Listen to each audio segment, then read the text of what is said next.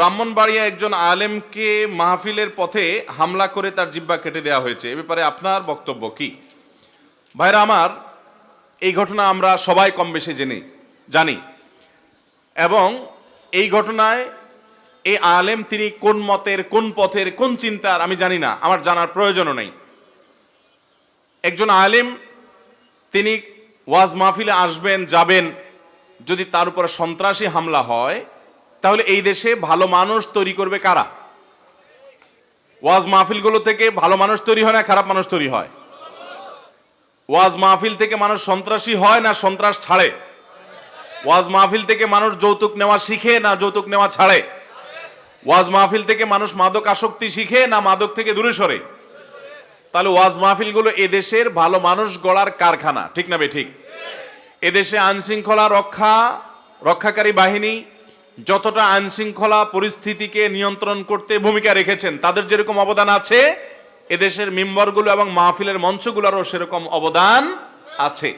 অতএব কোনো আলেম কথা বলেছেন, আমরা যতটুকু সে আলেমের আত্মীয় স্বজন, তার সাথে থাকা লোকজন, তাদের বক্তব্য থেকে, অনলাইন নেট থেকে, আপনার নিউজ থেকে যা যতটুকু জেনেছি, তারা ধারণা করছেন, যেহেতু তারা ভিকটিম, তাদের ধারণার একটা বিরাট ভ্যালু আছে, তারা ধারণা করছেন যে শিয়াদের বিরুদ্ধে কথা বলার কারণে শিয়ারাই হামলা করেছে। যদি সেরকমটি হয় তাহলে এটা খুব বাজে একটা দৃষ্টান্ত তৈরি হলো। আমরা অবশ্যই এই হামলার তীব্র নিন্দা জানাই এবং প্রশাসনের কাছে আমাদের সর্বোচ্চ গুরুত্বের সাথে এটাকে দেখার এবং এটার কলকাঠি কারা নেড়েছে, এটার আসামি কারা, মূল হোতা কারা, অপরাধী কারা, সরাসরি কারা জড়িত ছিল, তাদেরকে বের করে এনে দৃষ্টান্তমূলক শাস্তি দেয়া হোক, এ দাবি আমাদের সকলের। কোন আলেম যদি কথা বলেন আর সে আলেমের জিহ্বায় আক্রমণ করা হয়, এরকম ন্যাক্কারজনক ঘটনা বাংলাদেশে এর আগে ঘটছে কিনা আমরা জানি না।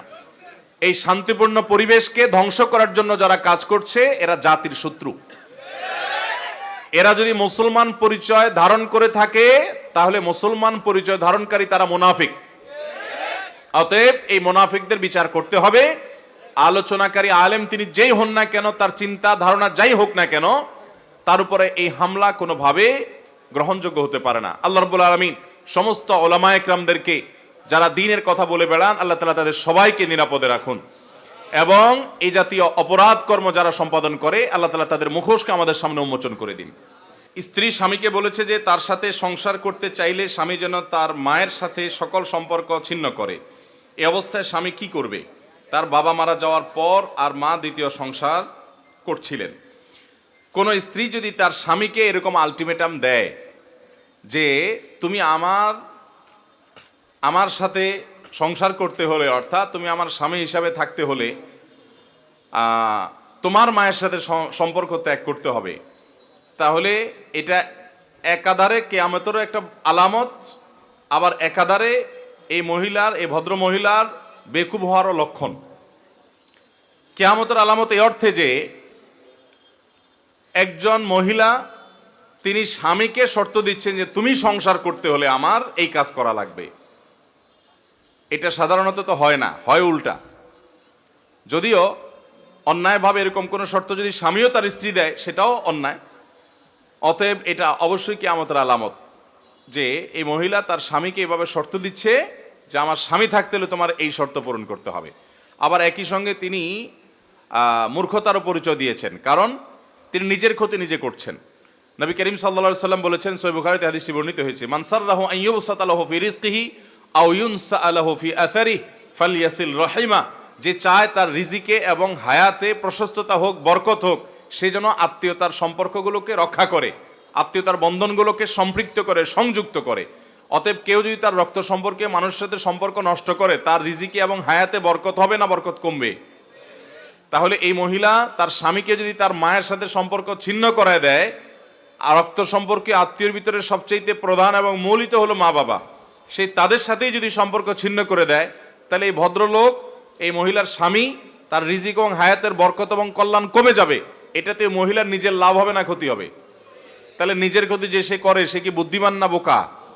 এই জন্য আমি বলেছি এই ভদ্র মহিলা বোকা, নির্বোধ।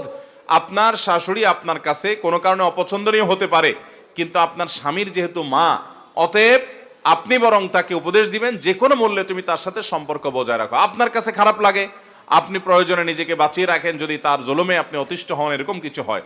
কিন্তু সন্তান কখনো মাকে ত্যাগ করা জায়েজ হতে পারে, বাবা মার সাথে সম্পর্ক ছিন্ন করা কোনো সন্তানের জন্য কখনো হালাল হতে পারে। নবী করিম সাল্লাল্লাহু আলাইহি ওয়াসাল্লাম বলেছেন, কয়েকটা লোকের আমল ইবাদত কবুল হয় না, সালাত কবুল হয় না, এর ভিতরে একটা হলো আক, অর্থাৎ মা বাবার অবাধ্য সন্তান। অতএব এই নারী যে কথা বলছেন, সেই নারীর কথা শোনা স্বামীর জন্য কোনো অবস্থাতে জায়েজ নয়, বরং তার কথা লঙ্ঘন করা ফরজ। এ নারী তাকে হারাম কাজ করতে বলছে, এই হারাম কাজ স্ত্রী কেন, অন্য কেউ যদি বলে সেটা শোনা যাবে। বিধায় স্ত্রীকে হয় বোঝাতে হবে, আর যদি স্ত্রী মানতে রাজি না হন তাহলে সেক্ষেত্রে অবশ্যই স্ত্রীর অন্যায় আবদার মানা যাবে না, কোনো যুক্তিতেই যাবে না। মা যতই খারাপ হোক, জুলুম করুক, কিন্তু মাকে সন্তান কখনো ত্যাগ করার অধিকার সন্তানকে ইসলাম দেয় নাই। এই পৃথিবীর সৃষ্টি তোমার নামের উসিলায়, ও মদিনার কামলিওয়ালা সালাম তোমায়। উপরের লাইনগুলো কতটুকু সত্যি কোরআন হাদিসের আলোকে বিস্তারিত বলবেন। দেখুন, নবী করিম সাল্লাল্লাহু আলাইহি সাল্লামের মর্যাদা অনেক বেশি। তার মর্যাদা বর্ণনা করতে গিয়ে এমন কোনো কথা বলার প্রয়োজন নাই যে কথা কোরআন বা হাদিসে নাই। আমরা একটা প্রসিদ্ধ কথা জানি, সেটাকে আমরা অনেকে হাদিস মনে করি। সেটা হলো নবী করিম সাল্লাল্লাহু আলাইহি সাল্লাম তিনি নাকি বলেছেন যে তাকে সৃষ্টি করা না হলে আসমান জমিন কোনো কিছু সৃষ্টি করা হতো না। এটা বহুল প্রচলিত আমাদের সমাজে, আপনারা শুনছেন না? অথচ এটা কিন্তু নবী করিম সাল্লাল্লাহু আলাইহি সাল্লাম থেকে প্রমাণিত কোনো হাদিস না, এটা হাদিসের নামে জাল কথা। মুহাদ্দিসগণ এই উক্তি সম্পর্কে মন্তব্য করেছেন, এটা কোনো বিশুদ্ধ কোনো হাদিস দ্বারা বর্ণিত প্রমাণিত কোনো কথা না। এখন কথা হলো, তার মানে কি নবী করিম সাল্লাল্লাহু আলাইহি সাল্লাম মর্যাদা নাই? মর্যাদা অবশ্যই আছে। তার মর্যাদা তো সকল সৃষ্টি জগতের সব কিছুর উপরে তার মর্যাদা, সকল সৃষ্টির উপরে নবী করিম সাল্লাল্লাহু আলাইহি সাল্লামের মর্যাদা। তার মর্যাদা বর্ণনা করার জন্য কোনো বানোয়াট বা জাল হাদিস বানানোর দরকার। বুখারীর হাদিসে আসছে, নবী করিম সাল্লাল্লাহু আলাইহি সাল্লাম বলেছেন, লা তুতরুনি কামা আতরাতিন নাসারা ইবনে মারইয়াম, তোমরা খ্রিস্টানরা যেরকম ঈসা আলাইহিস সালামকে মর্যাদা দিতে গিয়ে সীমালঙ্ঘন করেছে, মারিয়ামের পুত্র ঈসা আলাইহিস সালামের মর্যাদা বর্ণনা করতে গিয়ে খ্রিস্টানরা সীমালঙ্ঘন করছে না করে নাই? কিভাবে সীমালঙ্ঘন করেছে? তাকে আল্লাহর পুত্র বানিয়ে দিয়েছে, নাউজুবিল্লাহ। আল্লাহর কোনো ছেলে সন্তান এগুলার মুখাপেক্ষিতে আছে? তিনি এগুলা থেকে অমুখাপেক্ষী। অতএব ঈসা আলাইহিস সালামের মর্যাদা বর্ণনা করতে গিয়ে তাকে এমন কথা বলে ফেলছে যেটা আল্লাহর শানে যায় না, বেয়াদবি।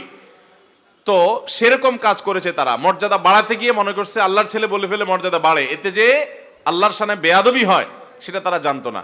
তো নবী করিম সাল্লাল্লাহু আলাইহি সাল্লাম বলেছেন, লা তুতরুনি কামা আতরাতিন নাসারা ইবনে মারইয়াম, খ্রিস্টানরা যেরকম ঈসা আলাইহিস সালামের মর্যাদা দিতে গিয়ে সীমা লঙ্ঘন করেছে, খবরদার তোমরা আমার মর্যাদা বর্ণনা করতে গিয়ে এরকম সীমা লঙ্ঘন করবা না।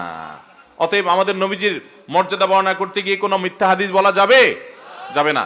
এখানে যে উক্তি আছে, এই উক্তিটা অনেকটা যে আমরা বললাম জাল হাদিস, বানোয়ার যে হাদিস, সেটারই খোলাসা বা সারাংশ। এরকমটি বলার কোনো সুযোগ নেই, যেহেতু কোনো হাদিসে এইভাবে নবী করিম সাল্লাল্লাহু আলাইহি ওয়াসাল্লামের মর্যাদা বর্ণনা করা হয় নাই যে তোমার নামের উসিলায় সকল সৃষ্টি জগৎ সবকিছু সৃষ্টি হয়েছে। এটা আল্লাহ তাআলা কোথায় বলেছেন? এবং নবী করিম সাল্লাল্লাহু আলাইহি ওয়াসাল্লামের কোন হাদিসে বিশুদ্ধভাবে বর্ণিত হয়েছে? হ্যাঁ, তিনি বলেছেন আমি আদম সন্তানদের মধ্যে সবার সেরা, সবার সাইয়্যিদ, সবার শ্রেষ্ঠ। যথেষ্ট এই হাদিস তার মর্যাদা বর্ণনা করার জন্য। আল্লাহ আমাদেরকে এই জাল এবং ভিত্তিহীন হাদিস বর্জন করে নবী সাল্লাল্লাহু আলাইহি ওয়াসাল্লাম থেকে প্রমাণিত বিশুদ্ধ হাদিসকে গ্রহণ করার তৌফিক দান করুন। এরপরে প্রশ্ন হলো, কোনো ব্যক্তি যদি শুধুমাত্র সন্দেহবশত কাউকে খারাপ কথা বা গালিগালাজ করে, তার ইজ্জত নষ্ট করে, তার শাস্তি কি হতে পারে? এটা হলো সবচেয়ে জঘন্য অপরাধগুলোর মধ্যে থেকে একটি। আমরা চুরি করাকে কবিরা গুনাহ মনে করি, ডাকাতি করাকে কবিরা গুনাহ মনে করি, জেনা করাকে কবিরা গুনাহ মনে করি, আমরা ডাকাত অন্যান্য অনেক হারাম কাজকে কবিরা গুনাহ মনে করি, গীবত করাকে কবিরা গুনাহ মনে করি। কিন্তু কোন মানুষের সম্মানহানি করা বা সন্দেহের উপরে ভিত্তি করে কারোর ব্যাপারে একটা খারাপ কথা বলা, এটা যে কবিরা গুনাহ, এটা আমরা অনেকে জানি না। আল্লাহ রাব্বুল আলামিন কোরআনে কারীমে খুব পরিষ্কারভাবে আমাদেরকে নিষেধ করেছেন যে ইন্না বা'দায-যান্নি ইসম, তোমরা ঈমানদাররা তোমরা কারোর প্রতি কুধারণা করবে না, কারণ কিছু ধারণা অর্থাৎ কুধারণা যেগুলো, মানুষের প্রতি খারাপ ধারণা যেগুলো, সেগুলো গুনাহ।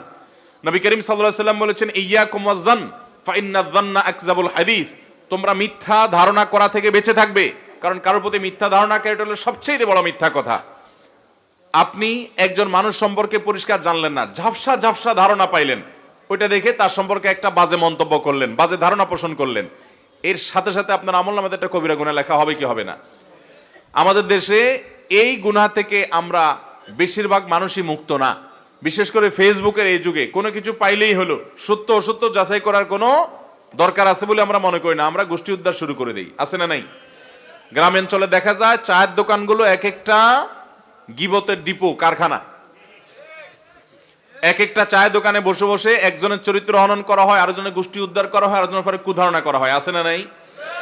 ভাইরা আমার, একইভাবে আমাদের অনেক মা বোনরা আছেন যে আশপাশের বাসার মহিলাদের বিরুদ্ধে, দুই মহিলা একসাথে হয়েছে তো তৃতীয় মহিলাকে নিয়ে আজে বাজে কথা, বাজে উক্তি, এগুলা করে আমাদের আমলকে নষ্ট করি।